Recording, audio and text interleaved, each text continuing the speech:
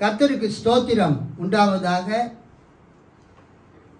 December மாதம் 8ஆம் தேதி இந்த வருகையின் 2ஆம் ஞாயிற்றுக்கிழமையில் நாம் செய்திக்காக தெரிந்து கொண்ட வேத பகுதி லூக்கா எழுதின நற்செய்தி நூல் 21வது அதிகாரம்.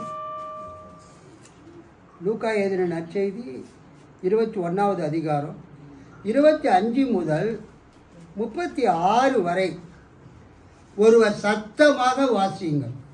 லூக்கா 21 25 முதல் 36 வரை.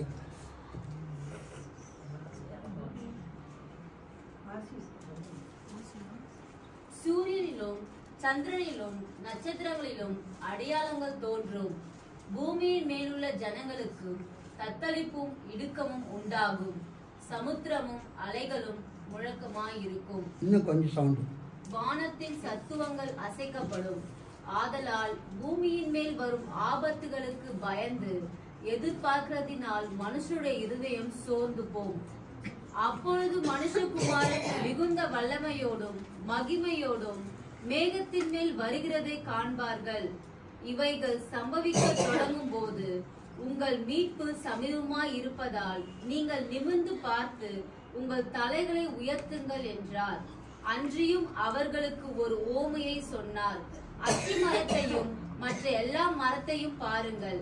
அவைகள் துளிர்க்கிறதை நீங்கள் காணும் போது வசந்த காலம் சமீபமாயிற்று அறிகிறீர்கள். அப்படியே இவைகள் சம்பவிக்கிறதை நீங்கள் காணும் போது தேவனுடைய ராஜ்யம் சமீபமாயிற்று என்று அறியுங்கள். இவை எல்லாம் சம்பவிக்கும் முன் இந்த சந்ததி ஒழிந்து போகாதென்று மெய்யாகவே உங்களுக்கு சொல்கிறேன். வானமும் பூமியும் ஒழிந்து போம், என் வார்த்தைகளோ ஒழிந்து போவதில்லை. உங்கள் இருதயங்கள் பெருந்தட்டினாலும் திண்டினாலும் உங்கள் இருதயங்கள் பெருந்திண்டினாலும் வெறியினாலும் லௌகிக கவலைகளினாலும் பாரமடையாதபடிக்கும் நீங்கள் நினையாத நேரத்தில் அந்த நாள் உங்கள் மேல் வராதபடிக்கும் எச்சரிக்கையாயிருங்கள். பூமியில் எல்லாம் குடியிருக்கிற அனைவர் மேலும் அது ஒரு கன்னியை போல் வரும். ஆகையால் இனி சம்பவிக்க போகிற இவைகளுக்கு எல்லாம் நீங்கள் தப்பி மனுஷகுமாரனுக்கு முன்பாக நிற்க பாத்திரவான்களாக எண்ணப்படுவதற்கு எப்பொழுதும் ஜெபம் பண்ணி விழித்திருங்கள் என்றார். அல்லேலூயா, அல்லேலூயா. ஸ்தோத்திரம். ஜெபிப்போம். மகா கிருபையும் இரக்கமும் மிகுந்த பரம தந்தையே, இந்த வருகையின் 2ஆம் ஞாயிறு, செகண்ட் சண்டே இந்த அட்வென்ட், நாங்கள் செய்திக்காக எங்களுக்கு நீர் கொடுத்த இந்த வேத பகுதிக்காக ஸ்தோத்திரம். இந்த லூக்கா 21ஆம் அதிகாரம் 25 முதல் 36 வரைக்கும் நாங்கள் வாசித்தோம். இதிலிருந்து நீர் எங்களோடு பேசுவீராக. இயேசுவின் நாமத்தில் பிதாவே, ஆமென். கர்த்தருக்கு ஸ்தோத்திரம் உண்டாவதாக. இந்த காலை நேரத்தில்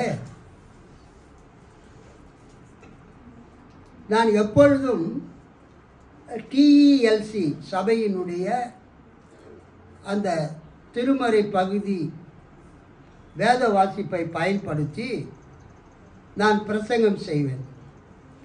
ஆனால் இன்றைக்கு ஆர்காட் லுத்தரன் திருச்சபையினுடைய அந்த திருமறை பகுதியை வாசித்து இன்றைக்கு நான் பிரசங்கம் செய்ய போகிறேன். அல்லேலூயா, அல்லேலூயா. கர்த்தருக்கு ஸ்தோத்திரம். இன்றைக்கு நாம் வாசித்த இந்த வேத பகுதி இயேசு கிறிஸ்துவினுடைய வருகையை குறித்தும்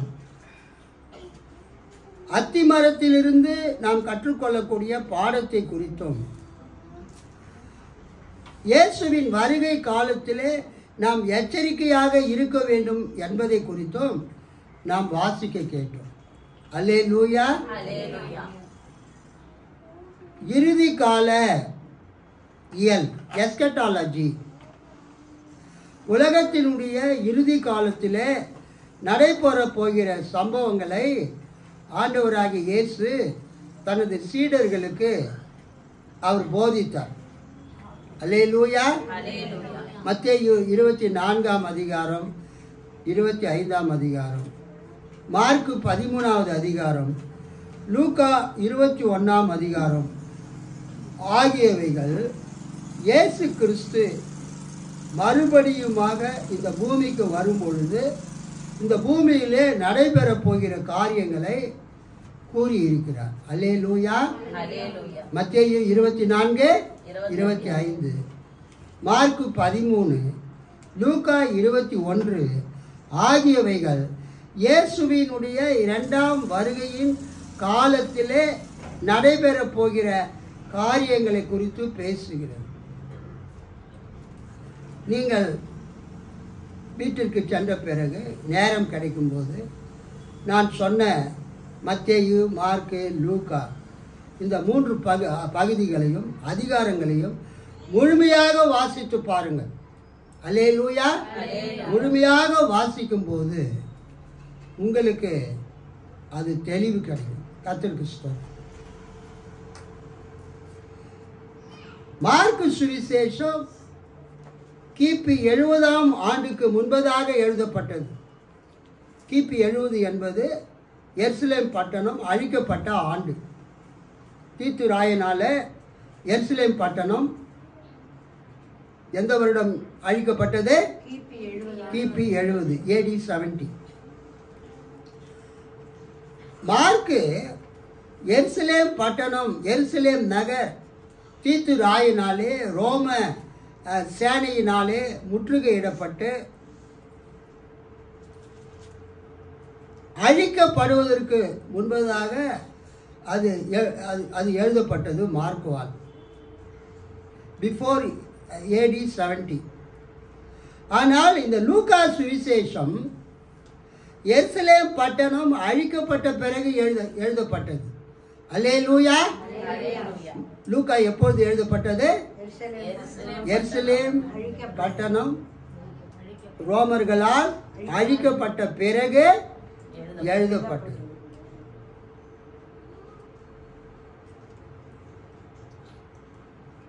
அதனால இதை நாம் நினைவில் கொள்ள வேண்டும். லூக்காவை வாசிக்கும் போது எருசலேம் பட்டணம் அழிக்கப்பட்ட பிறகு எழுதப்பட்டது. கிபி 70 80க்குள்ளாக, கிபி 70க்கும் கிபி 80க்கும் இடையில இந்த லூக்கா எழுதப்பட்டது. சிலர் சொல்லுகிறாங்க கிபி 70 140க்குள்ள எப்போ வேண்டும் என்றாலும் இந்த லூக்கா நற்செய்தி எழுதப்பட்டிருக்கலாம் என்று கூறுகிறார்கள்.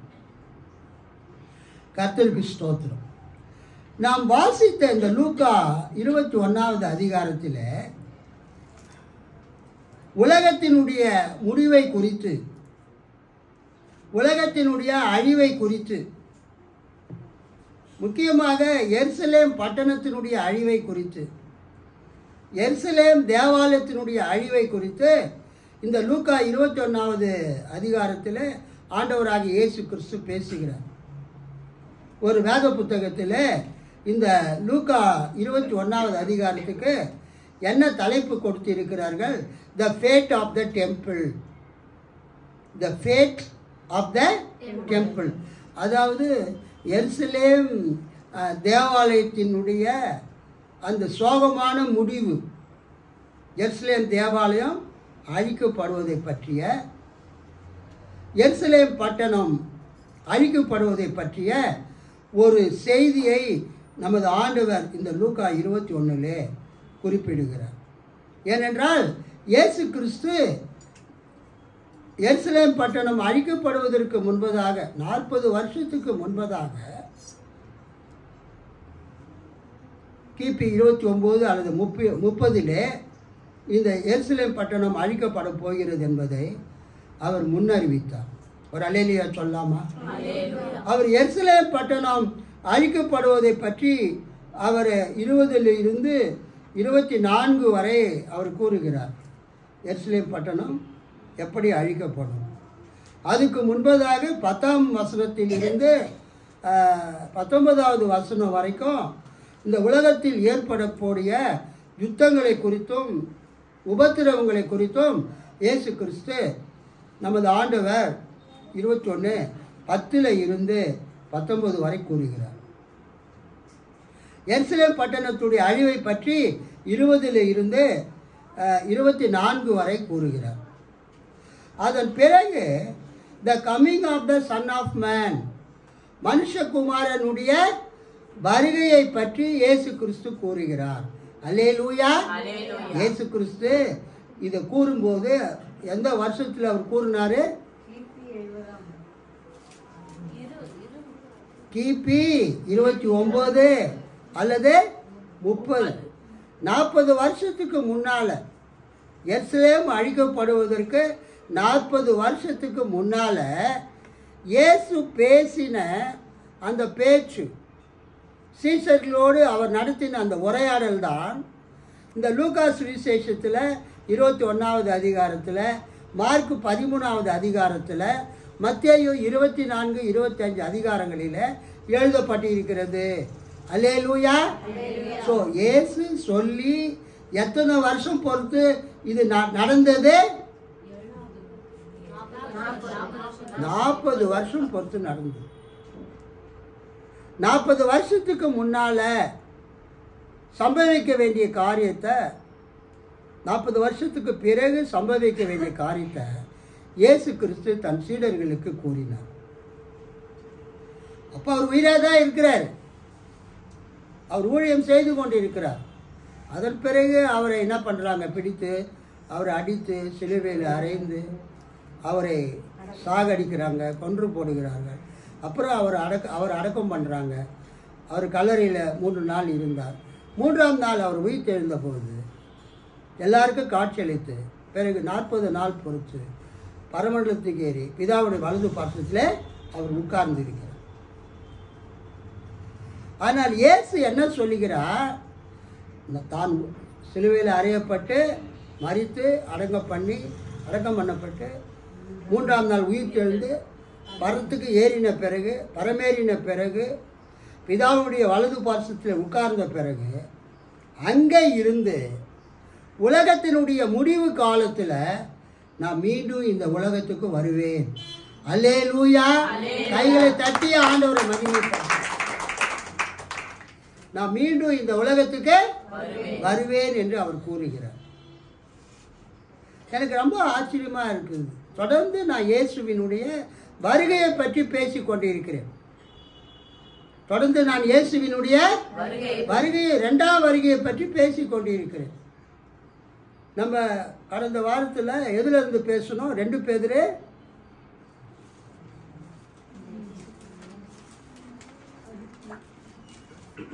எதை பற்றி பேசணும்?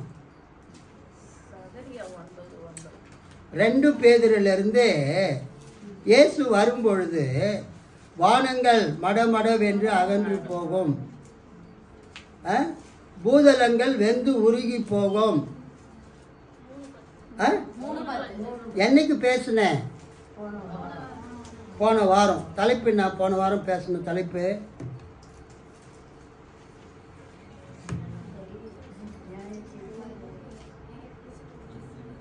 போன வாரம் நான் பேசின தலைப்பின்னா போன வாரம் இதோ உன் ராஜா உன்னிடத்தில் வருகிறார். அதுக்கு முந்தின வாரம் ஆண்டவருடைய 2ஆம் வருகை.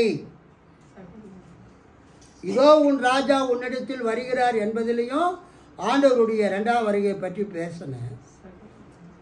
முதல் வருகை, 2ஆம் வருகை. அவர் கழுத மேலே ஏறி எருசலேமுக்கு சென்றார். இதோ உன் ராஜா உன்னிடத்திற்கு வருகிறார்.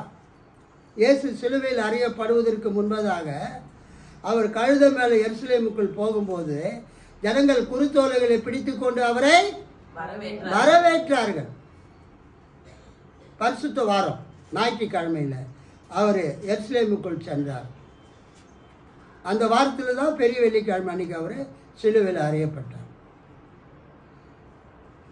போன வாரம் பார்த்தோம். அதுக்கு முந்தின வாரமும் எதை பார்க்குறோம்? ஆண்டவருடைய இரண்டாம் வருகை. கர்த்தருக்கு ஸ்தோத்திரம். போன வாரம் 1ஆம் தேதி, டிசம்பர் 1ஆம் தேதி வருகையின் முதல் ஞாயிற்றுக்கிழமையில் இதோ உன் ராஜா உன்னிடத்திற்கு வருகிறார். அதுக்கு முந்தின ஞாயிற்றுக்கிழமை நவம்பர் 24ஆம் தேதி நியாய தீர்ப்பு ஞாயிறு, ஜட்ஜ்மெண்ட் சண்டே, டூம் சண்டேல எதை பற்றி பார்த்தோம்? ஆண்டவருடைய இரண்டாம் வருகை. பாருங்க, நான் ஆக்சுவலி கிறிஸ்மஸோடு இயேசு எதற்காக பிறந்தார்? அது போன வாரம் சமாதானத்தை கொடுக்கும்படியாக இயேசு பிறந்தார் என்கிற ஒரு செய்தியை நாம் பார்த்தோம். ஆனால் இன்னைக்கு இந்த ஆர்காட் லூத்தரன் திருச்சபையினுடைய வேத பகுதி, பிரசங்க வேத பகுதியில், பிரசங்க வாக்கியத்தில் அந்த சபையினுடைய பிதாக்கள் அவங்க என்ன கொடுத்துருக்குறாங்க? லூக்கா 21ஆவது அதிகாரம் 25 இருந்து 36 வசனத்தில் 3 குறிப்புகளை கொடுத்து இருக்கிறார்கள். நாம் வாசித்த வேத பகுதியில் எத்தனை குறிப்புகள் இருக்கிறது? 3 குறிப்புகள், 3 main points. NRSV, new revise standard version, updated எடிஷனில், new revise standard version updated எடிஷனில் லூக்கா 21, 25 36 3 பிரிவாக பிரிச்சிருக்கிறாங்க. Subheading, subtitle. முதல் டைட்டிங் என்னன்னா, லூக்கா 21, 25 இருந்து 24 வரைக்கும் அவங்க என்ன கொடுத்துருக்குறாங்க? The coming of the son of man. என்ன கொடுத்துருக்காங்க? Coming of the son of man, மனுஷகுமாரனுடைய வருகை. மனுஷகுமாரன் இந்த உலகத்திற்கு வரும்பொழுது என்ன என்ன நடக்கும்? The coming of the son of man. மனுஷகுமாரன் யார்? இயேசு கிறிஸ்து தான். அல்லேலூயா. தானியேல் 7ஆம் அதிகாரத்தில் அந்த மனுஷகுமாரனுடைய வருகையை பற்றி அது கொடுக்கப்பட்டு இருக்கிறது. The coming of the son of man. தானியேல் 7ஆம் அதிகாரத்தில் நம்ம என்ன பார்க்குறோன்னா, கர்த்தருக்கு ஸ்தோத்திரம், மனுஷகுமாரன் மேகங்கள் மீது மகிமையோடு அவர் வருவார். அல்லேலூயா. கர்த்தருக்கு ஸ்தோத்திரம் உண்டாவதாக. தானியேல் 7ஆம் அதிகாரத்தை எடுத்துக்கொள்ளுங்கள். இப்போ பைபிள் காலேஜில் அந்த தானியேல் தான் நான் டீச் பண்ணிட்டு இருக்கிறேன். தானியேல் 7ஆம் அதிகாரத்தில் அந்த மனுஷகுமாரன் உடைய வருகையை பற்றி அங்கு சொல்லப்பட்டு இருக்கிறது. The son of man is given dominion. 13ஆம் வசனம் படிங்க சத்தமா. தானியேல் 7:13. தரிசனங்களிலே நான் பார்த்து கொண்டிருக்கையில் இதோ மனுஷகுமாரனுடைய சாயலான ஒருவர் வானத்து மேகங்களுடனே வந்தார். அவர் நீண்ட ஆயுசுள்ளவர். இடமட்டும் அவர் சமீபத்தில் கொண்டு வரப்பட்டார். உங்களை யார் எடுத்து சொன்னது? சகல ஜனங்களும் ஜாதியாரும் பாஷைக்காரரும் அவரையே சேவிக்கும்படி அவருக்கு கர்த்தத்துவமும் மகிமையும் ராஜரிகமும் கொடுக்கப்பட்டது. அவருடைய கர்த்தத்துவம் நீங்காத நித்திய கர்த்தத்துவமும் அவருடைய ராஜ்யம் அழியாததுமாய் இருக்கும். தானியேலாகிய நான் என் தேகத்தினுள் என் ஆவியிலே சஞ்சலப்பட்டேன். என் தலையில் தோன்றின தரிசனங்கள் என்னை கலங்க பண்ணினது. சமீபத்தில் நிற்கிறவர்களில் ஒருவனிடத்தில் நான் போய் இதன் பொருள் எல்லாவற்றையும் எனக்கு சொல்லும்படி அவனை வேண்டிக் கொண்டேன். அவன் அந்த காரியங்களின் அர்த்தத்தை எனக்கு அறிவித்து சொன்னது என்னவென்றால், அந்த 4 பெரிய மிருகங்களும் பூமியிலிருந்து எழும்புகிற 4 ராஜாக்கள். ஆனாலும் உன்னதமானவருடைய பரிசுத்தவான்கள் ராஜரிகத்தை பெற்று என்றென்றைக்கும் உள்ள சதா காலங்களிலும் ராஜ்யத்தை சுதந்தரித்துக் கொள்வார்கள் என்றான். புக் ஆஃப் டேனியல் தானியேல் புஸ்தகம் ரொம்ப முக்கியமான புஸ்தகம். பழைய ஏற்பாட்டில் ஒரு மறைபொருள் வெளிப்பாட்டு நூல், அப்போகாலிப்டிக் புக். மறைபொருள் வெளிப்பாட்டு இலக்கியம் என்பது பழைய ஏற்பாட்டில் தானியேல் புஸ்தகத்தையும், புதிய ஏற்பாட்டிலே மறைபொருள் வெளிப்பாட்டு இலக்கியம் என்பது வெளிப்படுத்தின விசேஷத்தையும் குறிக்கிறது. அல்லேலூயா. அந்த தானியேல் புஸ்தகம் யூதர்களுடைய வேத புத்தகத்தில் எங்கே இருக்கிறது என்றால், யூதர்களுடைய பைபிளில் கடைசி செக்ஷனில் இருக்குது. அதாவது புனித எழுத்துக்கள், சேக்ரட் ரைட்டிங்ஸ், கெத்துவீம் என்கிற ஒரு செக்ஷனில் இருக்குது. பழைய ஏற்பாட்டில் தானியேல் புஸ்தகம் எபிரேய மொழியில் தீர்க்க தரிசன புத்தகத்தோடு வைக்கப்படவில்லை. எதில் வைக்கப்படவில்லை? தீர்க்க தரிசன புத்தகத்தோடு வைக்கப்படவில்லை. புனித எழுத்துக்கள், சேக்ரட் ரைட்டிங்ஸ், கெத்துவீம் என்கிற பகுதியில் வைக்கப்பட்டிருக்கிறது. அந்த யூதர்களுடைய அந்த மறைபொருள் வெளிப்பாட்டு இலக்கியத்தின்படி நம்ம இந்த தானியேல் புஸ்தகத்தில் வரக்கூடிய மனுஷகுமாரன் யார், who is the son of man என்ற கேள்விக்கு நம்ம பதிலை நம்ம பார்த்தோம்னா, அவங்க யூதர்கள் என்ன சொல்லுகிறார்கள், அந்த ஒட்டுமொத்த யூத மக்களை அந்த சன் ஆஃப் மேன், அந்த மனிதகுமாரன் குறிப்பிடுகிறார் என்று அவர்கள் கூறுகிறார்கள். அதுக்கு அவங்க சொல்லக்கூடிய விளக்கம் என்னவென்றால், இஸ்ரவேலே கேள், நீ என் தாசன், நான் உன்னை உருவாக்கினேன், நீ என்னால் மறக்கப்படுவதில்லை. அந்த இஸ்ரவேல் என்பது ஒரு ஆளை குறிப்பதாக இருந்தாலும் அது யாரை குறிக்கிறது? ஒட்டுமொத்த அந்த தேசத்தையே குறிக்கிறது. It was I who taught Israel to walk. ஓசியால் அந்த வசனம் இருக்குது. It was I who taught Israel to walk. இஸ்ரவேலை நான் தான் நடக்க கற்றுக் கொடுத்தேன். அல்லேலூயா. என் குமாரனாகிய இஸ்ரவேலை நான் எகிப்திலிருந்து கொண்டு வந்தேன். எகிப்தில் அவங்க அடிமையாக இருந்தாங்க. எகிப்தில் அவங்க அடிமையாக இருந்தாங்க. அவங்கள யார் கொண்டு வந்தது? கர்த்தர், தேவன்.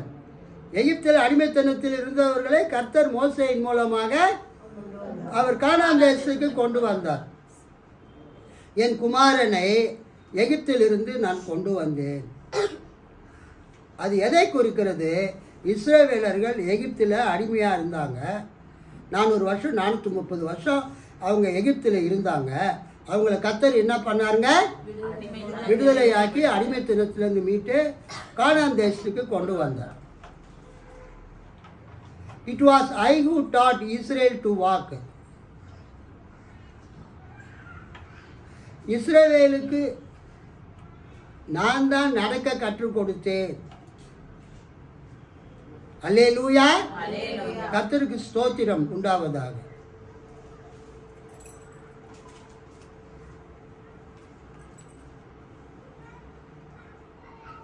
இஸ்ரேலுக்கு வேற ஒரு பேர் எபிராயிம் அப்படின்னு கூட இருக்குது, ஈப்ரேம். ஸோ எதுக்காக சொல்ல வரேன்னா, இஸ்ரவேலே நான் உன்னில் மகிமைப்படுவேன். இஸ்ரவேலே நீ என் தாசன், நான் உன்னில் மகிமைப்படுவேன். இது ஒரு ஆளா ஒரு தேசமா? இஸ்ரவேல் என்பது ஒரு ஆளை குறிப்பதா இருந்தாலும் அது எதை குறிக்கிறது? ஒரு தேசத்தை குறிக்கிறது. இந்த மனுஷகுமாரனை பற்றி தானியேல் 7 அதிகாரத்தில் 13லையும் 14லையும் நம்ம பார்க்குறோம். யூதர்கள் இந்த வசனத்துக்கு என்ன விளக்கம் கொடுக்குறாங்கன்னா, அங்கு வரக்கூடிய சன் ஆஃப் மேன், அங்கு வரக்கூடிய மனுஷகுமாரன் ஒரு நபராக இருந்தாலும் அது யாரை குறிக்கிறது? யூதா மக்களை குறிக்கிறது. அல்லேலூயா. இது யூதர்களுடைய விளக்கம். சன் ஆஃப் மேன் என்பது, மனுஷகுமாரன் என்பது ஒரு ஆளை குறிக்கவில்லை. அது யாரை குறிக்கிறது? யூத ஜனங்களை, யூத மக்களை குறிக்கிறது. அந்த யூத மக்களுக்கு ஆண்டவர் அதிகாரத்தை கொடுக்கிறார், ஆளுகையை கொடுக்கிறார், கனத்தை கொடுக்கிறார் என்ற அர்த்தத்தில் அவங்க விளக்குறாங்க. மறைபொருள் வெளிப்பாட்டு இலக்கியம், அப்போகாலிப்டிக் லிட்ரேச்சர், அதன் அடிப்படையில் அவங்க விளக்குறாங்க.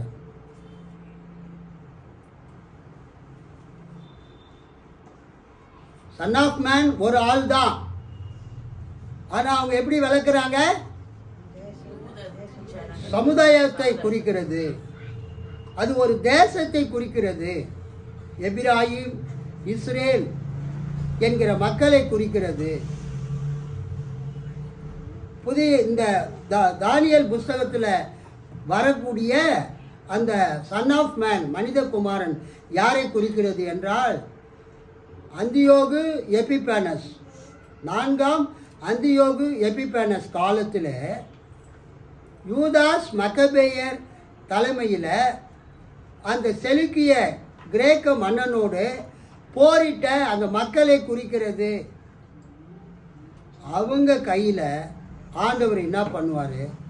ராஜ்யத்தை ஒப்பு கொடுப்பார். கிமு இயேசு பிறக்கிறதுக்கு முன்னால் 167 164 வரைக்கும், BC 167 to 164, கிமு 167 164 வரைக்கும் 4ஆம் அந்தியோகு எபிபேனஸ் என்கிற அந்த கிரேக்க மன்னன், செலுக்கிய மன்னன் அந்தியோகியாவிலிருந்து ஆட்சி புரிந்தான். அவனோடு யார் சண்டை போட்டது, யுத்தம் பண்ணினது? யூத தலைவர் யூதாஸ் மக்கபேயர். யூதாஸ் மக்கபேயர் அந்த அந்தியோகு எபிபேனஸோட சண்டை போட்டார். அந்த சண்டை முடிந்த பிறகு அந்த ராஜ்யத்தை தேவன் யார் கையில் கொடுப்பார்? அந்த யூதாஸ் மக்கபேயரோடு சண்டையிட்ட, போரிட்ட அந்த அந்தியோகு எபிபேனஸை தோற்கடித்து அந்த ராஜ்யம் பரிசுத்தவான்கள் கையிலே கொடுக்கப்படும். அல்லேலூயா. அந்த ராஜ்யம் யார் கையில் கொடுக்கப்படும்? பரிசுத்தவான்கள் கையில் கொடுக்கப்படும். இது படிங்க, 17-18 படிங்க. தானியேல் 7:17-18. அந்த 4 பெரிய மிருகங்களும் பூமியிலிருந்து எழும்புகிற 4 ராஜாக்கள். ஆனாலும் உன்னதமானவருடைய பரிசுத்தவான்கள் ராஜரீகத்தை பெற்று என்றென்றைக்கும் உள்ள சதா காலங்களிலும் ராஜ்யத்தை சுதந்தரித்துக் கொள்வார்கள். அல்லேலூயா. தானியேல் 2ஆம் அதிகாரத்திலையோ தானியேல் 7ஆம் அதிகாரத்திலையோ 4 வகையான உலோகங்கள், 4 மெட்டல்ஸ், பொன்னு, அப்புறம் வெள்ளி, அப்புறம் வெங்கலம், அப்புறம் இரும்பு, 4 மெட்டல்ஸ், பொன்னு, வெள்ளி, வெங்கலம், இரும்பு. இந்த 4 உலோகங்களும் 4 ராஜ்யங்களை குறிக்கிறது. 4 புறஜாதி ராஜ்யங்களை குறிக்கிறது. Gentile powers. ஒன்று பாபிலோனு, 2வது மேதியா, 3வது பாரசீகம், 4வது கிரேக்க ராஜ்யம். அல்லேலூயா. பொண்ணு பாபிலோன் பேரரசு, வெள்ளி மேதிய பேரரசு, வெங்கலம் பாரசீக பேரரசு, இரும்பு கிரேக்க பேரரசு. அந்த பாதங்கள் இரும்பினாலும் களிமண்ணினாலும் கலந்து உருவாக்கப்பட்டவைகள். அந்த கைகளால் பெயர்க்கப்படாத அந்த கல் அந்த சிலையின் மேலே மோதி அவைகளை உடைத்து அப்புறம் என்ன பண்ணுதுங்க, நசுக்கி அது ஒரு பதர் மாதிரி, ஒரு தூசு மாதிரி அது பறந்து போக அந்த கைகளால் பெயர்க்கப்படாத அந்த கல் செய்தது. அந்த கல் பூமி முழுவதும் பரவி ஒரு பெரிய மலையாக மாறிவிடுகிறது. கைத்தட்டி ஆண்டவரை மகிமைப்படுத்தணும். அதுதான் தேவனுடைய ராஜ்யம், கிங்டம் ஆஃப் காட். தானியேல் 7ஆம் அதிகாரத்திலையும் 4 மிருகங்கள் வருகிறது. அந்த 4 மிருகங்களை பற்றி அவர் விளக்கம் கொடுக்கும்போது முதலாவது வரக்கூடிய அந்த மிருகம் வந்து எதை குறிக்கிறது? பாபிலோனிய பேரரசை குறிக்கிறது. ரெண்டாவது வரக்கூடிய அந்த மிருகம் எதை குறிக்கிறது? மேதிய பேரரசை குறிக்கிறது. மூன்றாவது வரக்கூடிய மிருகம் எதை குறிக்கிறது? அந்த மிருகம் எதை குறிக்கிறதுங்க? பெர்சிய பேரரசை குறிக்கிறது. நான்காவது அங்கு கூறப்பட்டிருக்கிற மிருகம் எதை குறிக்கிறது? கிரேக்க பேரரசை குறிக்கிறது. ஆக்சுவலாக ஒரு மிருகம் வருகிறது, அந்த மிருகம் என்ன பண்ணுதுங்க? ரொம்ப பலத்ததாக இருக்கிறது. இன்னொரு மிருகம் வந்து 2 கொம்புள்ள மிருகம். மேதிய பேரரசு, பாபிலோனிய பாரசீக பேரரசு. இன்னொரு மிருகம் வருது, அது ஒத்த கொம்புள்ள ஒரு பெரிய மிருகம். அந்த மிருகம் வந்து அந்த 2 கொம்புள்ள மிருகத்தோட அது யுத்தம் பண்ணி அந்த மிருகத்தை ஜெயிக்கிறது. அதுதான் அலெக்சாண்டர். அலெக்சாண்டர் ஜெயித்த பிறகு அந்த 4 கொம்பு உள்ள அந்த ஒரு கொம்பு உடைந்த பிறகு 4 கொம்புகள் என்னவாகிறது? எழும்புகிறது. அந்த 4 கொம்புகளும் 4 அலெக்சாண்டருடைய பிளவுண்ட அரசை குறிக்கிறது. அல்லேலூயா. ஆக தானியேல் 2ஆம் அதிகாரத்திலையும் தானியேல் 7ஆம் அதிகாரத்திலையும் வரக்கூடிய அந்த 4 ராஜ்யங்கள், பாபிலோனிய பேரரசு, மேதிய பேரரசு, அப்புறம் பெர்சிய பேரரசு, கிரேக்க பேரரசு. அந்த நடுவில் வரக்கூடிய அந்த சின்ன கொம்பு அதுதான் அந்தியோகஸ் எபிபேனஸ், 4ஆம் அந்தியோகஸ் எபிபேனஸ். அந்த 4ஆம் அந்தியோகஸ் எபிபேனஸோட இந்த பரிசுத்தவான்கள், உன்னதமானவருடைய பரிசுத்தவான்கள் யுத்தம் பண்ணுவார்கள். 18ஆம் வசனம்.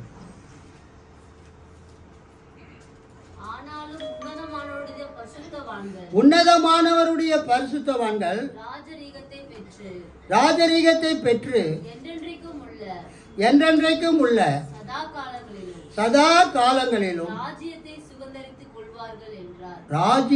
சுதந்தரித்துக் கொள்வார்கள். அல்லேலூயா. கர்த்தருக்கு ஸ்தோத்திரம் உண்டாவதாக. இந்த தானியேல் 7ஆம் அதிகாரம் இந்த 14ஆம் வசனத்தில் நம்ம என்ன பார்க்குறோம்? 13 படிக்கிறேன். I saw in the night visions and behold with the clouds of heaven, வானத்தின் மேகங்களோடு, there came one like a son of man, மனுஷகுமாரனுக்கு ஒப்பான ஒருவர் வந்தார். And he came to the ancient of days, நீண்ட ஆயுள் உள்ளவரிடத்திலே அவர் வந்தார். And was presented before him, அவருக்கு முன் கொண்டு வரப்பட்டார், விடப்பட்டார். And to him was given dominion, அவருக்கு ராஜ்யமும் ஆளுகையும், glory மகிமையும், அவருக்கு ராஜ்யமும் கொடுக்கப்பட்டது. That all peoples, nations and languages should serve him.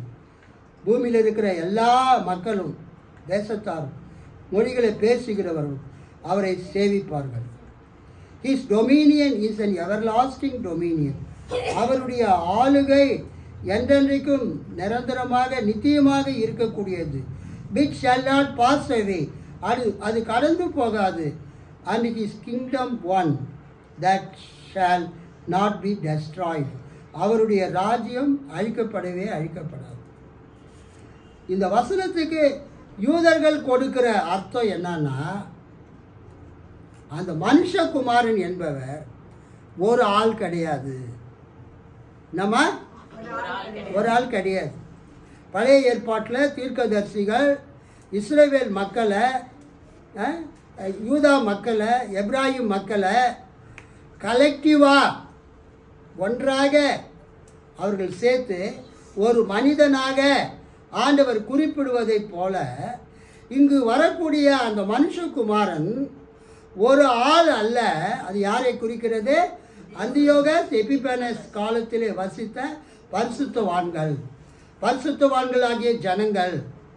யூதாஸ் மக்கபேயர் தலைமையில் அந்தியோகஸ் எபிபேனஸோடு யுத்தம் பண்ணினவர்கள். அவர்கள் அந்த யுத்தத்திலே ஜெயித்து அந்த ராஜ்யத்தை சுதந்திரித்துக் கொள்ளுவார்கள். ஆண்டவர் அவர்களை மகிமைப்படுத்துவார். இஸ்ரவேலே, நீ என் தாசன், நான் உன்னில் மகிமைப்படுவேன். எபிராயிம் சிறுவனாய் இருந்தபொழுது நான் அவனை அழைத்து வந்தேன். இஸ்ரவேல், எகிப்திலிருந்து என் குமாரனை அழைத்து வந்தேன். அது இஸ்ரவேல் மக்களை குறிக்கிறது. பழைய ஏற்பாட்டில் எகிப்திலிருந்து 6 லட்சம் ஆண்கள் வந்தாங்க. 6 லட்சம் புருஷர்கள் வந்தார்கள். 25 லட்சம் ஜனங்கள் வந்தாங்க எகிப்திலிருந்து ஏறத்தாழ. ஆனால் கர்த்தர் அவங்களை எப்படி சொல்றாரு? ஒரே ஆளா, இஸ்ரவேல் என் குமாரனை எகிப்திலிருந்து அழைத்து வந்தேன். ஐ called my son from Egypt. எகிப்திலிருந்து என் குமாரனை அழைத்து வந்தேன். அந்த வசனத்தை புதிய ஏற்பாட்டில் இயேசு கிறிஸ்துவுக்கு ஒப்பிட்டு எழுதுகிறாங்க. ஏரோது ராஜா எல்லாரையும் சாகடிக்கும் போது இயேசு எகிப்தில் போய் இருந்தார். அல்லேலூயா. இயேசுவும் யோசேப்பும் மரியாளும் இயேசு குழந்தையும் எகிப்தில் இருந்தாங்க. அப்போ பிள்ளையை கொலை செய்ய வகை தேடினவர்களை நீ அவங்கள கொடுத்து பயப்படாத, அவங்க எல்லாம் இறந்துட்டாங்க, நீ திரும்பி எங்கே போ, உன்னுடைய தேசத்துக்கு போ அப்படின்னு சொன்னபோது அவன் என்ன பண்ணுறான்? ஏரோது ராஜாவுடைய மகன் யூதேயாவுக்கு அரசனாக இருக்கிறது கேள்விப்பட்டு அவன் என்ன பண்ணுறான்? யோசேப்பு மரியாதை அழைத்து கொண்டு நாசரேத்துக்கு போய் அங்கே அவன் வசித்தான். ஒரு அல்லேலூயா சொல்லாமா? ஒரு வசனம், எகிப்திலிருந்து என் குமாரனை நான் அழைத்து கொண்டு வந்தேன் என்கிற வசனம் பழைய ஏற்பாட்டில் இஸ்ரவேல் மக்களை குறிக்கிறது. புதிய ஏற்பாட்டில் அது யாரை குறிக்கிறது? இயேசுவை குறிக்கிறது. அதுபோல தானியேல் 7:14 வரக்கூடிய மனுஷகுமாரன், மனுஷனுடைய குமாரன், மனுஷன், ஹியூமன் ஒன், ஒரு மனிதன். அந்த மனிதனை ஒரு ஆளாக அவங்க வியாக்கியானம் பண்ணாம அந்த மொத்த தேசமாக, அல்லேலூயா, அந்த அந்தியோகஸ் எபிபேனஸ் கூட சண்டை போட்ட அந்த பரிசுத்தவான்களாகிய அந்த யூதாஸ் மக்கபேயரை பின்பற்றின அந்த மக்களை குறிப்பதாக அவங்க வியாக்கியானம் பண்ணுறாங்க. யாரு? யூதர்கள். யார் வியாக்கியானம் பண்ணுறது? யூதர்கள். அப்போ அந்த அந்த மனுஷகுமாரனுக்கு ஆண்டவர் மகிமையையும் கனத்தையும் கொடுப்பதாக அவர்கள் கூறுகிறார்கள். அந்த மக்களுக்கு, அந்தியோகஸ் எபிபேனஸ் காலத்தில் வாழ்ந்த மக்கபேயரை பின்பற்றின அந்த பரிசுத்தவான்களுக்கு ஆண்டவர் அந்த ராஜ்யத்தை கொடுக்கிறார். The saints of the most high, 7ஆம் அதிகாரம் 18ஆம் வசனம். உன்னதமானவருடைய பரிசுத்தவான்கள் படிங்க. ஆனாலும் உன்னதமானுடைய பரிசுத்தவான்கள் ராஜரீகத்தை பெற்று என்றென்றைக்கும் உள்ள சதா காலங்களிலும் ராஜ்யத்தை சுதந்தரித்துக் கொள்வார்கள் என்றார். போதும். Praise the Lord. But the saints of the most high, உன்னதமானவருடைய பரிசுத்தவான்கள், சிங்குலரா ப்ளூரலா? ப்ளூரல். உன்னதமானவருடைய பரிசுத்தவான்கள், the saints of the most high shall receive the kingdom. அந்த அந்தியோகஸ் எபிபேனஸ், 4ஆம் அந்தியோகஸ் எபிபேனஸ் கையில் இருந்து அந்த ராஜ்யத்தை அவங்க சுதந்திரித்து, அவனை தோற்கடித்து அந்த ராஜ்யத்தை சுதந்திரித்து கொள்வாங்க. Receive the kingdom and possess the kingdom for ever. அந்த ராஜ்யத்தை எப்பொழுதும் அவர்கள் சுதந்திரமாய் வைத்திருப்பார்கள். ஃபார் எவர் அண்ட் எவர். இது யூதர்கள் மறை வெளிப்பாட்டு நூல், மறை வெளிப்பாட்டு இலக்கிய அடிப்படையில் அவங்க சன் ஆஃப் மேனுக்கு கொடுக்குற விளக்கம். ஆனால் கிறிஸ்தவ பாரம்பரியத்தின்படி, அல்லேலூயா, கிறிஸ்தவ பாரம்பரியத்தின்படி, எஸ்பெஷலி செயின்ட் அகஸ்டின், தூய அகஸ்டின் போன்ற கிறிஸ்துவ இறையியலாளர்கள், சர்ச் ஃபாதர்ஸ், அந்த தானியேல் 7:13-14 வரக்கூடிய அந்த மனுஷகுமாரன் யார் என்றால் கர்த்தராகிய இயேசு கிறிஸ்து என்று கூறுகிறார்கள். கைத்தட்டி ஆண்டவரை மகிமைப்படுத்தும். யூதர்களுடைய விளக்கத்தை ஃபர்ஸ்ட் சொன்னேன். கிறிஸ்தவர்களுடைய விளக்கம் என்னவென்றால், கிறிஸ்தவர்கள் தானியேல் புஸ்தகத்தை தீர்க்க தரிசன புத்தகமாக கருதுகிறார்கள். யூதர்கள் தானியேல் புஸ்தகத்தை தீர்க்க தரிசன புத்தகமாக கருதவில்லை. ஏனென்றால் தானியேல் புஸ்தகம் தீர்க்கதரிசிகள் புத்தகத்தோடு வைக்கப்படவில்லை. யூத பைபிளில், ஜூவிஷ் ஸ்கிரிப்சரில், யூதர்கள் பயன்படுத்துகிற வேத புத்தகத்தில் நபியீம் தீர்க்கதரிசிகள் ஆகமங்களில் தானியேல் புஸ்தகம் வைக்கப்படவில்லை. ஆனால் நம்ம கிறிஸ்தவ பைபிளில், நம்ம பயன்படுத்துகிற பைபிளில் 4 பெரிய தீர்க்கதரிசிகள் என்று அழைக்கிறோம். அந்த 4 பெரிய தீர்க்கதரிசிகள் எசையா, எரேமியா, எசேக்கியேல், தானியேல். ஸோ கிறிஸ்தவ பாரம்பரியத்தின்படி நம்ம தானியேலை தீர்க்க தரிசன புத்தகமாக கருதுவதால் அந்த தானியேல் 7ஆம் அதிகாரம் 13-14 வசனத்தில் வரக்கூடிய அந்த மனுஷகுமாரனை நம்ம புதிய ஏற்பாட்டில் யாருக்கு ஒப்பிடுகிறோம்? இயேசு கிறிஸ்துவுக்கு ஒப்பிடுகிறோம். ஏனென்றால் இயேசு கிறிஸ்துவே தன் பெயரை மனுஷகுமாரன் என்று தான் சொன்னார். இயேசு தன் பேர் என்ன சொல்றாரு? மனுஷகுமாரன். மனுஷகுமாரனுக்கு தலை சாய்க்க இடமில்லை. நரிகளுக்கு குழிகள் உண்டு, ஆகாயத்து பறவைகளுக்கு கூடுகள் உண்டு. நரிகளுக்கு குழிகள் உண்டு, ஆகாயத்து பறவைகளுக்கு கூடுகள் உண்டு. மனுஷகுமாரனுக்கு தலை சாய்க்க இடம் இல்லை. ஸோ இயேசு கிறிஸ்து தன்னுடைய பெயரை அவர் மனுஷகுமாரன் என்று குறிப்பிடுகிறார். இயேசு தன்னை தேவகுமாரன் என்று சொல்லுகிறார், இயேசு தன்னை மனுஷகுமாரன் என்று சொல்லுகிறார். இங்க லூக்கா 21வது அதிகாரத்தில் இயேசு கிறிஸ்து தன்னை என்னன்னு சொல்றாரு? மனுஷகுமாரன் என்று சொல்லுகிறார். லூக்கா 21:25 படிங்க.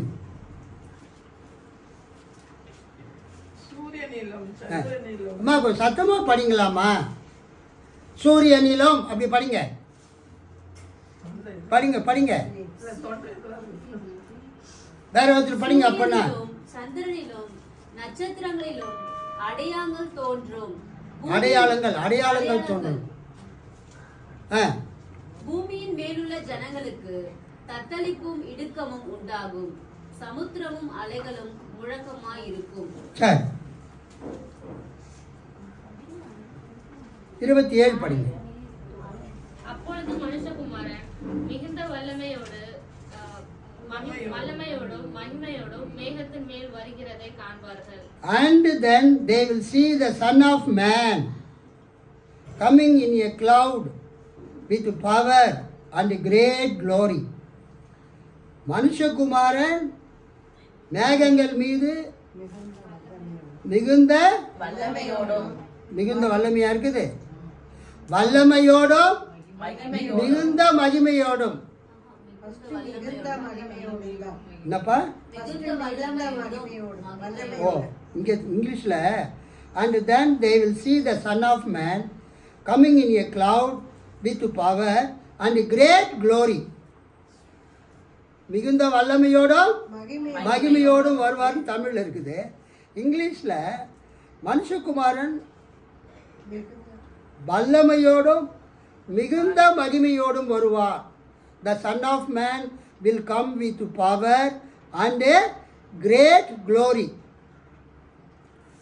மிகுந்த மகிமையோடும் மிகுந்த வல்லமையோடும் மனுஷகுமாரன் மேகங்கள் மீது அவர் வருகிறார். ஸோ பைபிளில் எங்கெல்லாம் மேகம் வருதோ அது தெய்வீக பிரசன்னத்தை குறிக்கிறது. அல்லேலூயா. பழைய ஏற்பாட்டில் புதிய ஏற்பாட்டில் எங்கெல்லாம் மேகங்கள் இறங்குகிறதோ அது எதை குறிக்கிறது?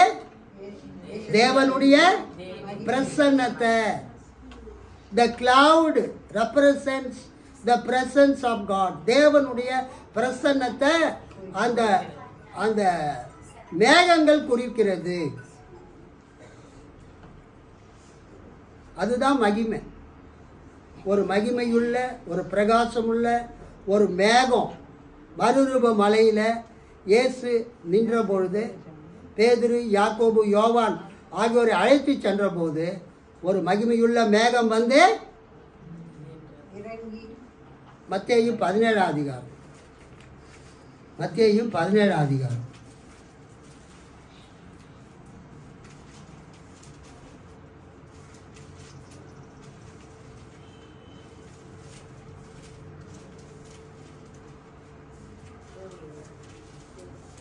ரெண்டாவது வசனத்திலிருந்து படிங்க. அவர்களுக்கு முன்பாக மறுரூபமானார். அவர் முகம் சூரியனை போல பிரகாசித்தது. அவர் வஸ்திரம் வெளிச்சத்தை போல வெண்மையாயிற்று. அப்பொழுது மோசேயும் எலியாவும் அவரோட பேசுகிறவர்களாக அவர்களுக்கு காணப்பட்டார். அப்பொழுது பேதுரு இயேசுவை நோக்கி, ஆண்டவரே, நாம் இங்கே இருக்கிறது நல்லது. உமக்கு சித்தமானால் இங்கே உமக்கு ஒரு கூடாரமும், மோசேக்கு ஒரு கூடாரமும், எலியாவுக்கு ஒரு கூடாரமாக 3 கூடாரங்களை போடுவோம். போதும் போதும். மற்ற பகுதியில் நீங்க பார்த்தீங்கன்னா ஒரு மேகம் இறங்கினதுன்னு இருக்கும். அல்லேலூயா, கர்த்தருக்கு ஸ்தோத்திரம். மற்ற பகுதியில் ஒரு மேகம், ஒரு மகிமை நிறைந்த மேகம் அவங்க இருந்த இடத்துல அது இறங்கினது அப்படின்னு. என்னப்பா? 5வது இருக்கு. படிங்க. அவன் பேசுகையில், இதோ ஒளியுள்ள ஒரு மேகம் அவர்கள் மேலே நிழலிட்டது.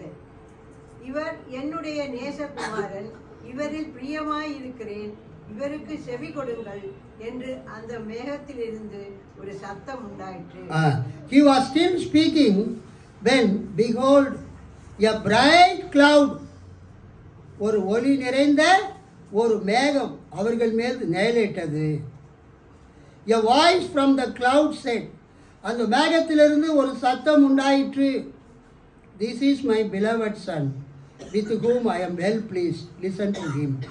இவர் நேசகுமாரன், இவரில் நான் பிரியமாயிருக்கிறேன், இவருக்கு நீங்கள் செவி கொடுங்கள். ஸோ பைபிளில் பழைய ஏற்பாடானாலும் புதிய ஏற்பாடானாலும் எங்கெல்லாம் மேகம் வருதோ அந்த மேகத்தில் யார் இருக்கிறாரு? தேவன் இருக்கிறார். நீங்கெல்லாம் பைபிளை ஒழுங்கா படிக்கிறது இல்லை.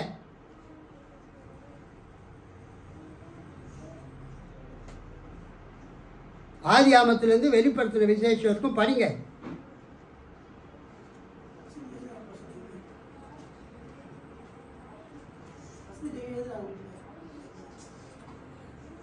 கர்த்தருக்கு ஸ்தோத்திரம். மனுஷகுமாரன் மேகங்கள் மேல அவரு யார்கிட்ட வராரு? நீண்ட ஆயுசுள்ளவர்கிட்ட வராரு. அவருக்கு ராஜ்யம், கனம், மகிமை அவருக்கு கொடுக்கப்படுகிறது. ஒரு அல்லேலூயா சொல்லாமா? கர்த்தருக்கு ஸ்தோத்திரம். இதைத்தான் இங்க நம்ம பார்க்கிறோம். இயேசு இந்த பூமிக்கு வர்றதுக்கு முன்பதாக சூரியன்ல, சந்திரன்ல, நட்சத்திரங்கள்ல, பூமியில நிறைய அடையாளங்கள் தோன்றும்.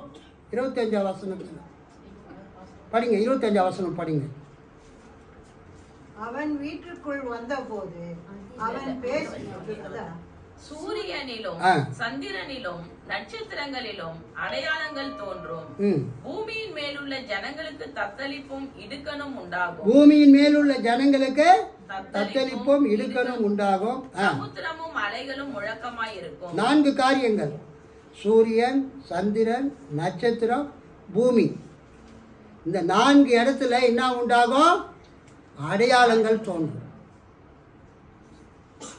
26 படிங்க. வானத்தின் சத்துவங்கள் அசைக்கப்படும். ஆதலால் பூமியின் மேல் வரும் ஆபத்துகளுக்கு பயந்து எதிர்பார்த்திருக்கிறதினால் மனுஷருடைய இருதயம் சோர்ந்து போம். ம் அப்பொழுது மனுஷகுமாரன் மிகுந்த வல்லமையோடும் ம். மகிமையோடும் மேகத்தின் மேல் வருகிறதை காண்பார்கள். ம் இவைகள் சம்பவிக்க தொடங்கும் போது ம். உங்கள் மீட்பு சமீபமாய் இருப்பதால் நீங்கள் நிமிர்ந்து பார்த்து உங்கள் தலைகளை உயர்த்துங்கள் என்றார். அல்லேலூயா. அல்லேலூயா. இயேசுவின் வருகைக்கு முன்பதாக 4 அடையாளங்களை இயேசு குறிப்பிடுகிறார். சூரியனில, சந்திரனில, நட்சத்திரங்களில, பூமியில, குறிப்பா சமுத்திரத்தில், பூமியில நில அதிர்ச்சிகள், பூமி அதிர்ச்சிகள் எல்லாம் உண்டாகும். மக்களுடைய இருதயம் சோர்ந்து போகும். நீங்க எச்சரிக்கையாய் இருங்க. ஆனால் இவைகள் சம்பவிக்கும் போது உங்கள் மீட்பு சமீபமாய் இருக்கிறது என்பதை நீங்கள் அறிந்து கொள்ளுங்கள் என்று இயேசு சொல்லுகிறார்.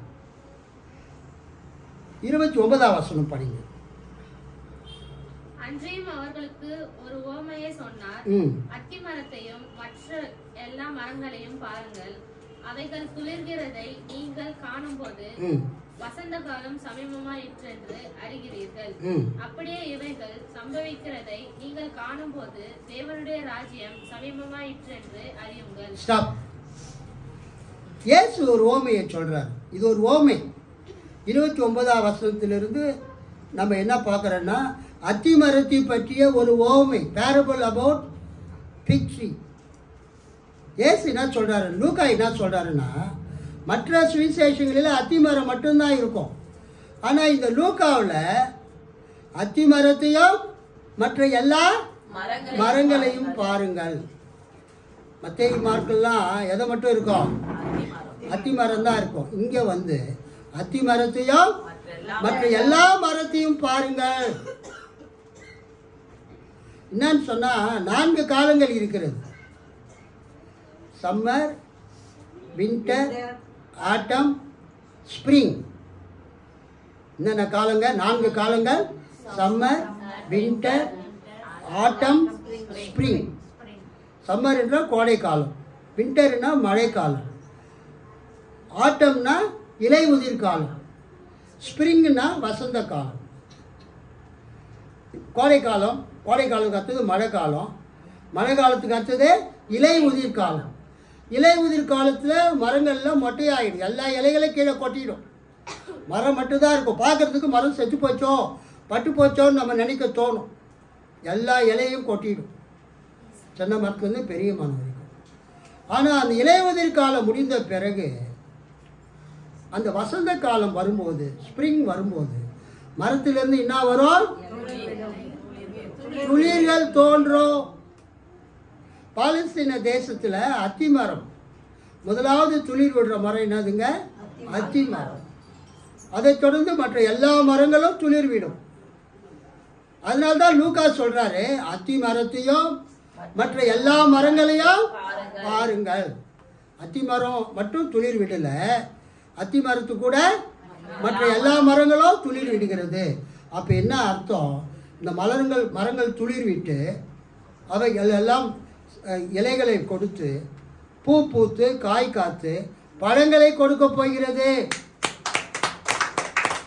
வசந்த காலம், வசந்த காலம் மக்களுக்கு சந்தோஷத்தை கொடுக்கிற காலம். பூக்கள் பூக்கும், மரங்கள் காய்க்கும், பழங்கள் வரும், மக்கள் அந்த பழத்தை பறித்து சாப்பிடுவார்கள், ஒரே மகிழ்ச்சி ஆரவாரம் இருக்கும்.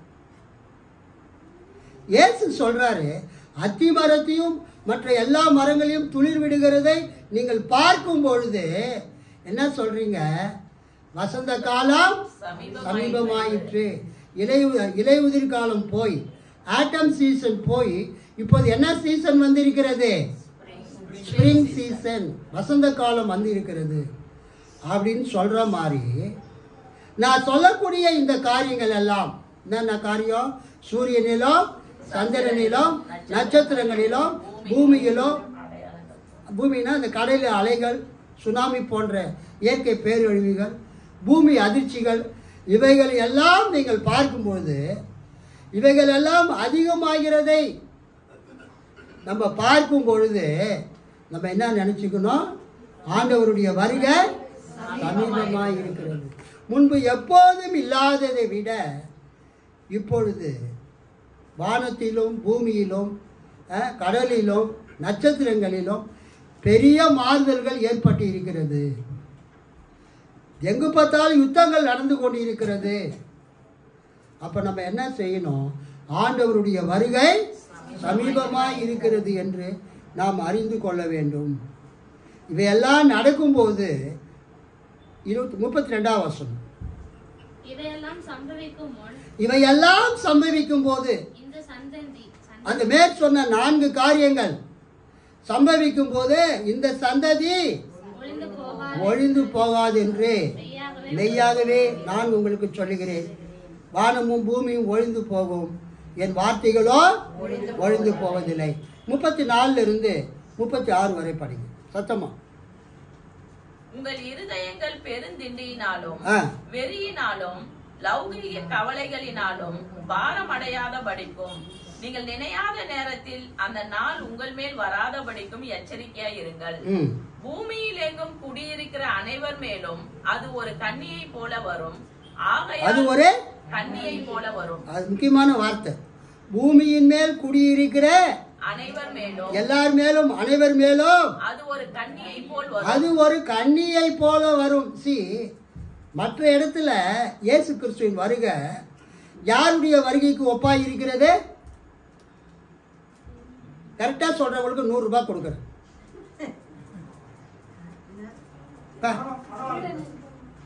திருடன் வருகிற விதமாய் வரும். என்னுடைய விசுவாசிங்களான்னு எனக்கே சந்தேகமா இருக்குது. நீங்க சொன்னீங்களா? வாங்க கிட்ட வாங்க, எல்லாம் கை தட்டுங்க.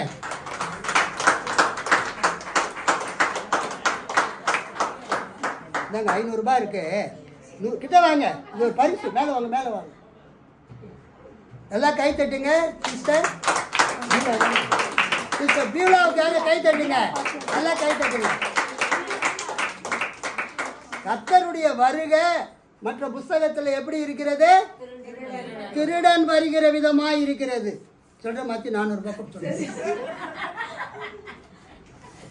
கர்த்தருடைய வருகை மற்ற சுவிசேஷங்களில் எப்படின்னா, சோஃபியா என்ன ஆச்சு உங்களுக்கு? மிஸ் பண்ணிட்டீங்க. ரூபனுக்கு ஃபோன் பண்ணி சொல்லணும். கர்த்தருடைய வருகை மற்ற சுவிசேஷங்கள் எப்படி இருக்குது? ஏன்னா திருடன் எப்போ வரும்னு சொல்லிட்டு வரமாட்டான். எப்போ போன வாரம் தான் நான் பேசினேன், அந்த பேதுரு புஸ்தகத்தை பேசும்போது திருடன் வருகிற விதமாயின்னு. ஆனால் இங்கே லூக்கா எப்படி எழுதுறாருன்னா, கர்த்தருடைய வருகை அந்த நாள் எப்படி வரும்? ஒரு கன்னியை போல. But watch yourselves, lest your hearts be weighed down and dissipation and drunkenness and the curse of this life and that day அந்த நாள், இயேசு வருகையின் நாள், இயேசுவின் 2ஆம் வருகை. சுலோச்சனம்மா, இயேசுவின் வருகை அந்த நாள் எப்படி வரும்? that day come upon you, உங்கள் மேல் வரும். suddenly like a trap. கர்த்தருடைய நாள் உங்கள் மேல எப்படி வரும்? ஒரு கன்னியை போல வரும். It will come like a trap. ட்ராப்னா என்னன்னா, நீங்கள் பார்த்துருப்பீங்க அந்த நெல் வயலில் அந்த கொக்கு பிடிக்கிறவங்க என்ன பண்ணுவாங்க? கன்னி வச்சுருப்பாங்க, வலை வச்சுருப்பாங்க. அங்கங்கே வெள்ளை கலரு அந்த போர்டுகளை நட்டு வச்சுருப்பாங்க. மேலே பறந்து போகிற அந்த பறவைகள், எஸ்பெஷலி அந்த கொக்குங்க, நாரைகள், இங்கே இந்த வயலில், நெல் வயலில் நிறைய மீன்கள்லாம் இருக்குது போல், அதனால நிறையா இந்த கொக்குங்களாம் நாரைங்களாம் இருக்குதுன்னு அதெல்லாம் கீழே இறங்கும். இந்த ட்ராப் வச்சுருக்கிறவங்க, கண்ணியை வச்சுருக்கிறவங்க என்ன பண்ணுவாங்கன்னாக்கா, நிறைய நாரைகளையும் கொக்குங்களையும் அங்கங்கே என்ன பண்ணியிருப்பானுங்க? கட்டி வச்சுருப்பாங்க, ஆணியை. பார்த்துருக்கிறீங்களா? அப்போ அது அந்த கொக்குங்க நாரைங்கெல்லாம் அது அங்கே உட்காந்துட்ருக்கோம். அது அப்படியே அந்த மீன்களை நத்தையை பிடிச்சி சாப்பிட்டுருக்கோம். அப்போ அந்த பறந்து போகிற அந்த வானத்தில் போகிற அந்த பறவைகள், அந்த கொக்கு நாரையெல்லாம் அந்த வயலில் இறங்கி அதுங்கெல்லாம் சாப்பிடும்போது இயேசு எங்கே காணோம்? எஸ், திடீர்னு அந்த கண்ணியில் ஏதாவது ஒரு பறவை தங்க அழகால கொத்தும்போது அது கால் சிக்கும்போது அந்த ஃபுல் வலையை என்ன ஆகிடும்? அந்த பறவைகள் மேல் விழுந்துடும், மற்ற பறவைகள் ஓடிடும். அந்த மாட்டின அந்த பறவைகளை கொக்க நாரைய இவங்க போய் பிடிப்பாங்க. இயேசு சொல்கிறாரு, இயேசுவின் வருகை லூக்காவில் ஒரு கன்னி மாதிரி உங்கள் மேலே வரும். கன்னி ஸ்லோ ஆக்ஷனாக பண்ணிகிட்டு இருக்கோம், டக்குன்னு விழுந்துடும் பறவைகள் மேலே, ஸ்லோவாக விழாது. பாரு, கொக்குங்க நாரையெல்லாம் அதில்.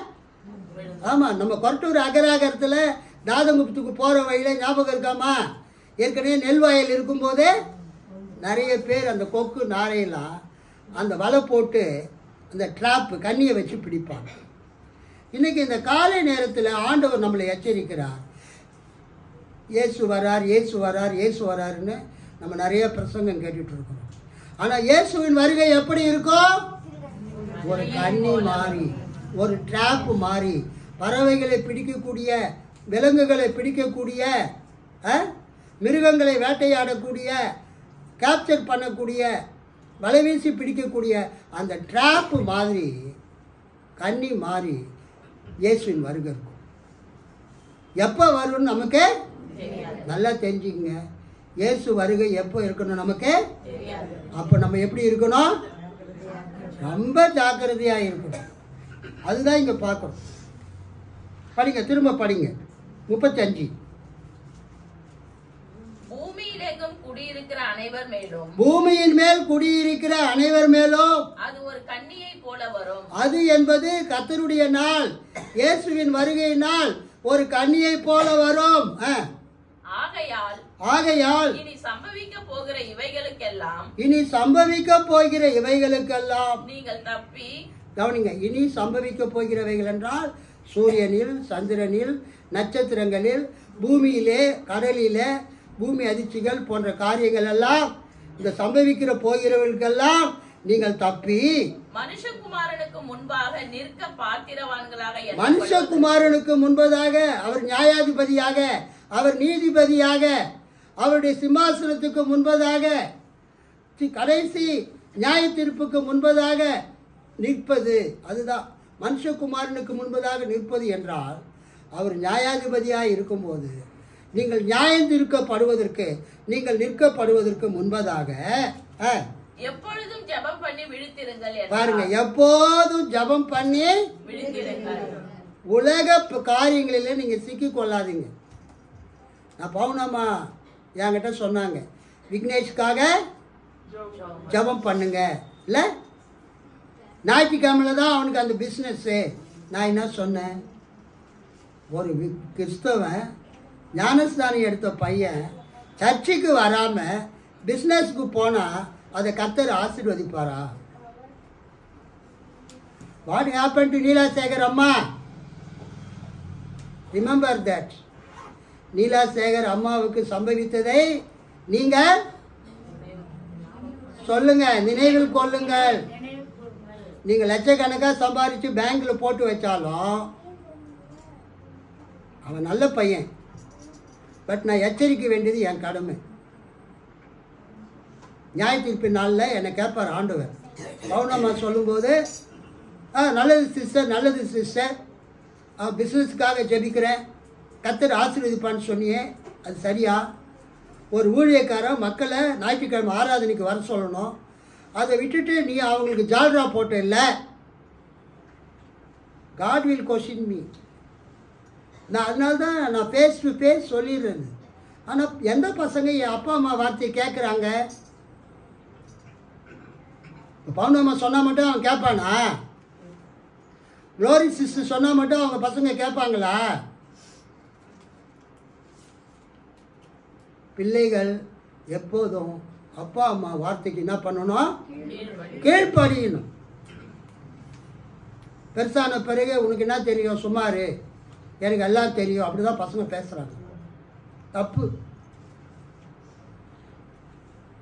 தந்தை சொல் மிக்க மந்திரமில்லை. ஆமாம். அப்புறம் தாய்க்கு என்னது? தாயை சிறந்த கோயில் தாயை விட சிறந்த கோவிலும் இல்லை, தந்தை சொல் மிக்க மந்திரமில்லை. எப்போதுமே எந்த தாயுமே எந்த தகப்பனோ தான் பிள்ளைகள் கெட்டு போகிறத விரும்பவே மாட்டாங்க. தாயும் தகப்பனும் எப்போதுமே தன் பிள்ளைகளுடைய நல்வாழ்வை தான் விரும்புவார்கள்.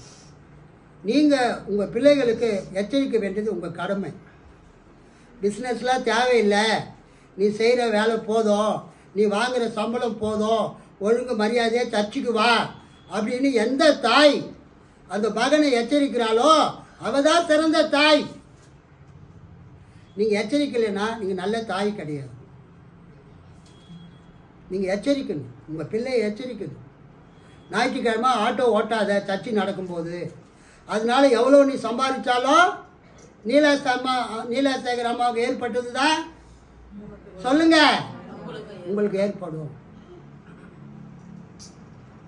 பணத்தை யாரெல்லாம் பேங்க்ல சேர்த்து வச்சிருக்கிறீங்களோ உங்களை ஆண்டவர் எச்சரிக்கிறார்.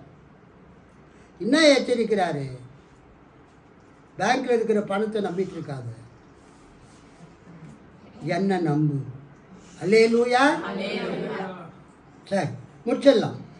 சார்லஸ் பெர்ஜ் வெளில போயிட்டார். சரி படிங்கப்பா. 36.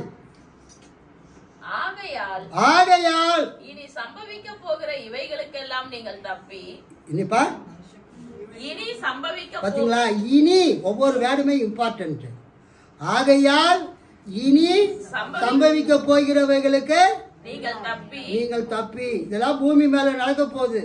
சூரியனால ஆபத்து வரப்போகுது, சந்திரனால ஆபத்து வரப்போகுது, நட்சத்திரங்கள் கொட்டுவதனால ஆபத்து வரப்போகிறது, பூமியில் சுனாமி போன்ற பெரிய பெரிய எர்த்குவேக், பூமி அதிர்ச்சி போன்ற சம்பவங்கள் நடக்கிறதுனால பூமியில் வசிக்கிற மக்களுக்கு ஆபத்து வரப்போகிறது. இவைகளுக்கு நீங்கள் தப்பி மனுஷகுமாரனுக்கு முன்பதாக மத்தேயு 25 பார்க்கிறது போல அவர் நியாயம் தீர்க்கிறவராக நியாயாதிபதியாக அவர் அமர்ந்திருக்கும் போது அவருக்கு முன்பதாக நீங்க தைரியமா அவருக்கு முன்பதாக போய் நிற்கிறதுக்கு பாத்திரவான்களாக எண்ணப்படுவதற்கு எப்பொழுதும் ஜெபம் பண்ணி விழித்திருங்கள் என்றார். எப்போதும் ஜெபம் பண்ணி எப்போது நீங்க விழித்திருங்க. 3 பாயிண்ட். 1 மனுஷகுமாரனுடைய வருகை 25. அதுக்கு அடுத்தது அத்திமரத்தினுடைய ஓமை. அத்திமரத்திலிருந்து கற்றுக்கொள்ளக்கூடிய பாடம். நிறைய பேர் அத்திமரம் சொன்னவொடனே இஸ்ரேல் தேசத்தை சொல்லுவாங்க. அதை இங்கே இயேசு சொல்லலை. இயேசு என்ன சொல்கிறாரு? வசந்த காலம் சம்பவிக்கிறதுக்கு வருவதற்கு முன்பதாக மரங்கள் என்ன பண்ணோம்? துளிர் விடும். அத்திமரம் மட்டும் இல்லை, எல்லா மரமும் துளிர் விடும். அத்திமரம் மற்ற எல்லா மரங்களும் துளிர் விடுகிறதை நீங்கள் காணும்போது வசந்த காலம் சமீபமாய் இருக்கிறது என்று அறிவீர்கள். அதே போல இந்த 4 காரியங்கள், சூரியன், சந்திரன், நட்சத்திரங்கள், பூமியில் ஏற்படக்கூடிய இயற்கை பேரழிவு, பூகம்பங்கள் போன்ற நிகழ்ச்சிகள் நடைபெறும் போது இவையெல்லாம் அத்திமரமும் மற்ற மரங்களும் துளிர் விடுகிறதற்கு ஒரு அடையாளம், ஒரு ஓமை. ஆகவே நீங்கள் ஜாக்கிரதையாக இருக்கணும். கர்த்தருடைய வருகை சமீபமாக இருக்கிறது. தேவனுடைய ராஜ்யத்தின் வருகை சமீபமாக இருக்கிறது. ஆகவே நீங்கள் எச்சரிக்கையாக இருங்கள். மனுஷகுமாரனுக்கு முன்பதாக, நியாயாதிபதியாக இயேசு கிறிஸ்துவுக்கு முன்பதாக நீங்கள் நிற்பதற்கு எச்சரிக்கையாக இருங்கள். அல்லேலூயா, அல்லேலூயா, அல்லேலூயா.